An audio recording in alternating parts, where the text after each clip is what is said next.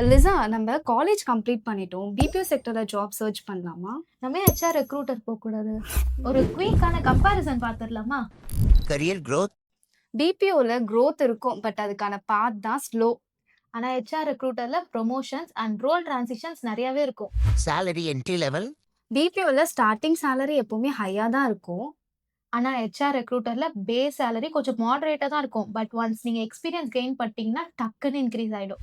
skill development, பிபிஓல customers handling and communication ஸ்கில்ஸை improve பண்ணலாம். பட் ஹெச்ஆர் ரெக்ரூட்டர்ல hiring cycles and recruitment strategies இந்த மாதிரி நிறைய ஸ்கில்ஸ் நீங்க டெவலப் பண்ணிக்கலாம். long term stability, ஒர்க் ரிப்பீட்டடா இருக்கும். அதனால பீப்புள் லாங் டைம் ஸ்டே பண்ண மாட்டாங்க.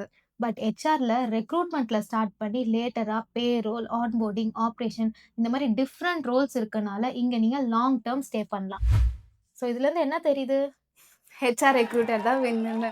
ஸோ இதுல உங்களுக்கு எந்த ரோல் சூட் ஆகும்னு கமெண்ட்ல சொல்லுங்க.